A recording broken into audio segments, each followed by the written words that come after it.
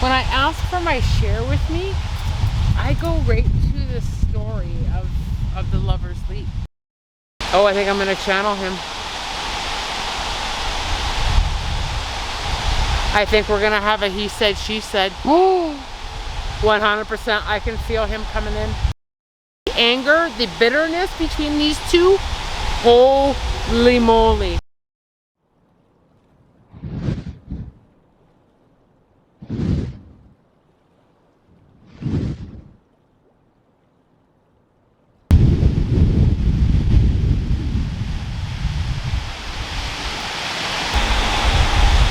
A lot of stuff. And Spirit here invites in so easily. Really? So easily.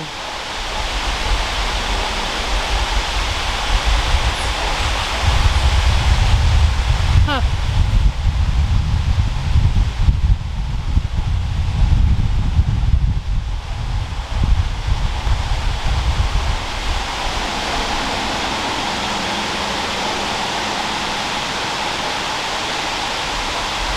So,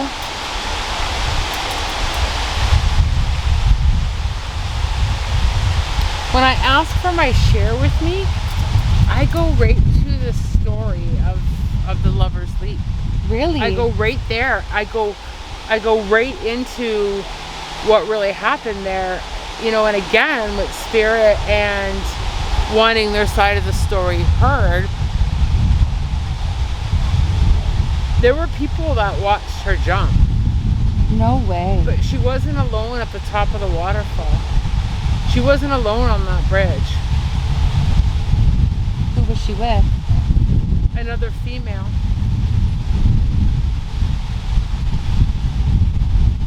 So she spent a long time in misery of that breakup.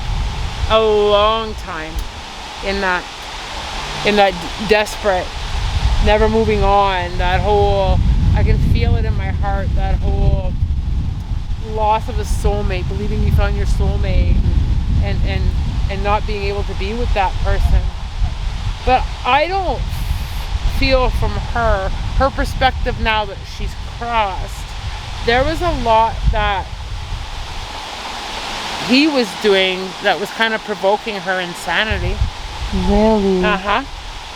Uh-huh.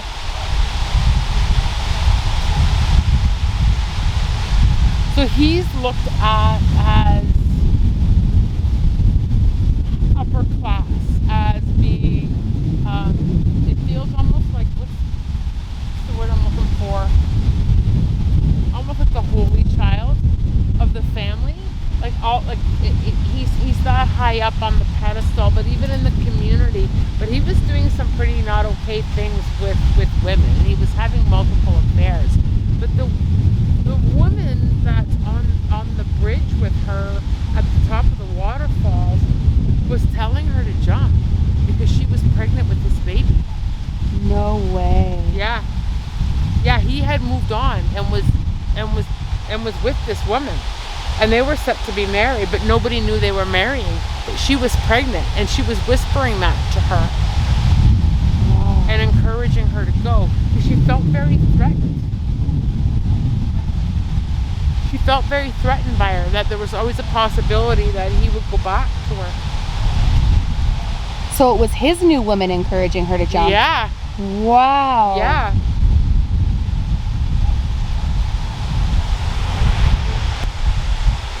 When they broke up, it was a forced breakup, Yeah. right? He wasn't to date somebody of lower class. And she took that very hard. And there was a lot of community rumor going on about who he was with. And he was making his rounds. Yeah. And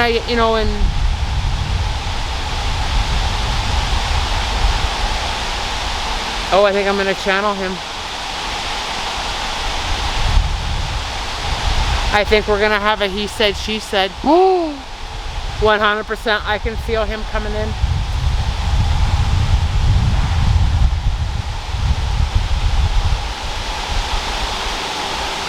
Yep.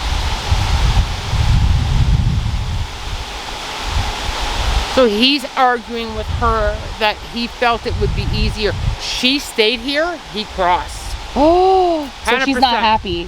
100%. She won't cross because he's in the spirit dimensions. The anger, the bitterness between these two, holy moly. All right, so I need to go back to her side. They're kind of having like a dispute with me. Like literally one here, back and forth, back and forth.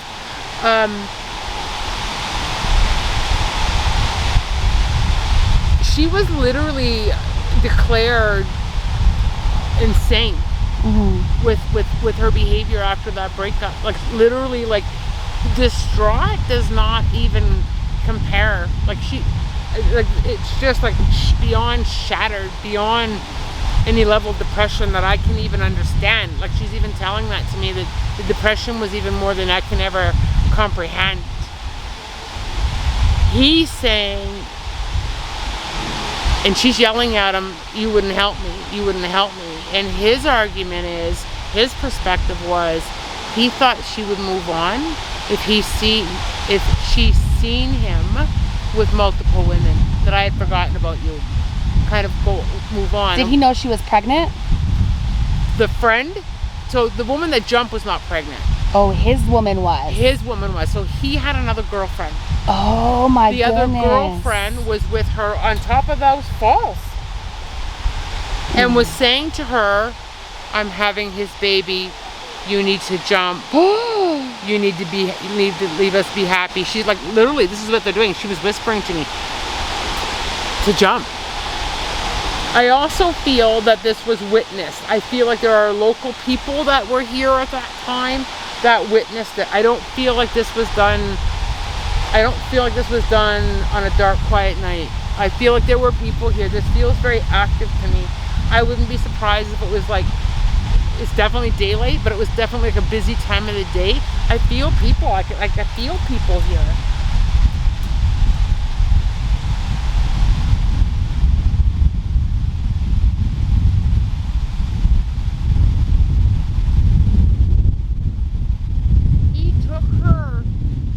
He took her dignity. She had like no self-worth after that breakup, and he participated in making her look bad. Oh my gosh. Yeah.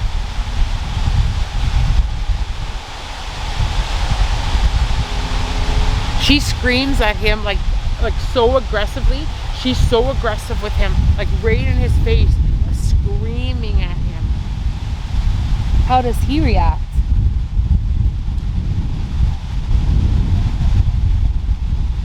He's very much sticking to his story. He also has a little bit of and he's showing me his perspective when he was here. He feels a little bit arrogant to me, right?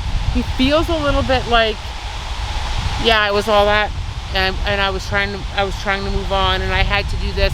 He's not taking any ownership. There's a big family story here. There's a big family lineage that connects here, and it was very clear that he was never to be with her. And he always knew that. And he goes, from the time we were younger, it was very clear. But he's also saying that she knew that. They yell back and forth. Like even, I don't know when this story occurred here, but I mean, they've been screaming at each other for a very, very long time. Wow. And he keeps encouraging her to come over. He comes over to get her. Come on over to the light. Come on over to the spirit dimensions. And she's like, hell no. Wow. Hard no. So she has spent whatever it's been, if it's been 100 years or 100 plus years, she has spent that here very, very bitter and very, very angry on how she was treated. Very bitter. And she doesn't want to cross on. No. And he yells back at me. It's because she likes the misery. She likes the misery. She likes the misery. He keeps telling me that over and over again. And he's like, well, I know misery likes company, but I'm not staying here. He's not taking responsibility for her still staying here. Oh gosh. geez Louise. But he does come to say, do you want to cross? Like, he does come every now and again for her, but she's a hard no on going. Oh my God. You know, it's almost like that part of her heart and soul just never forgave. It's like she stayed in that non-forgiving space, that taking this beyond the grave, bitterness and anger, and never healed that piece of her that was so shattered. And she literally drops a piece of almost like stained glass in front of me, and I can see it shattering into like a gazillion pieces. And she's like, there is nothing left of me. This is how I felt. Wow.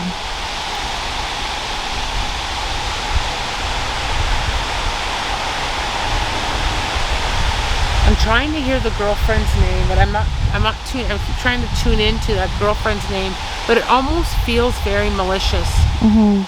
I'm carrying this baby, you might as well jump. Like it's, and she clearly has, even as I see her, like as I see her as a spirit, she has a very frantic feel. Like I feel very frantic. I feel very,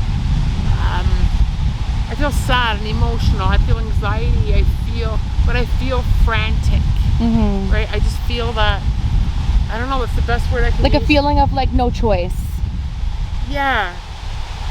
Yeah, but even as she is here, even like her spirit here, I have a franticness about me. Like I just feel so, that's the best I can describe how she feels. I just feel that frantic. She has stayed in that space. She stayed in that.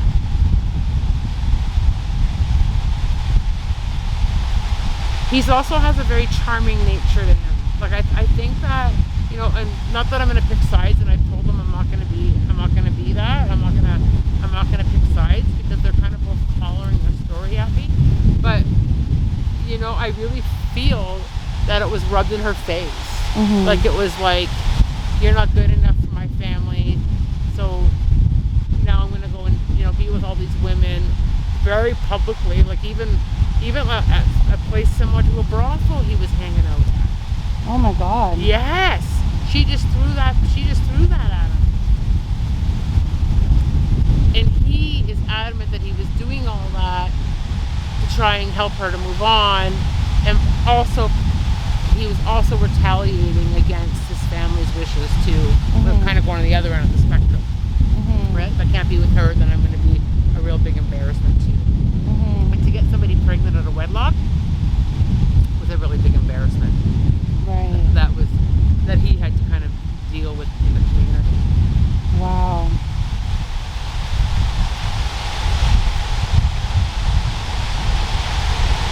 She's also telling me that she didn't survive that fall.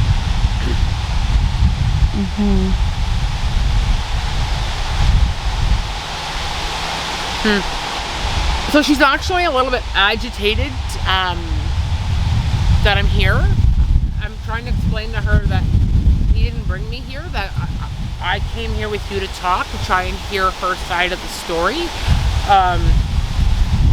Her assumption was that he brought me here trying to get her to cross, and I told her that if she doesn't want to cross, that's not my job. I'm not going to drag her over to spirit dimensions, and he's opened the gate for her many times for her to come over, and she won't.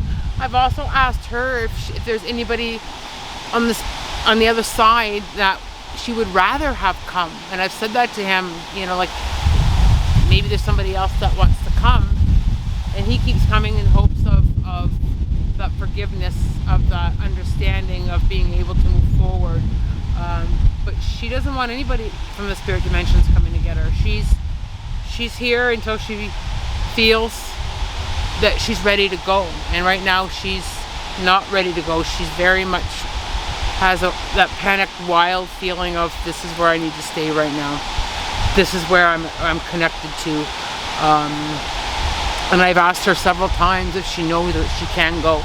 Right? Like I really feel, from my own integrity, my mediumship, that I truly hope that she has an understanding, and she does.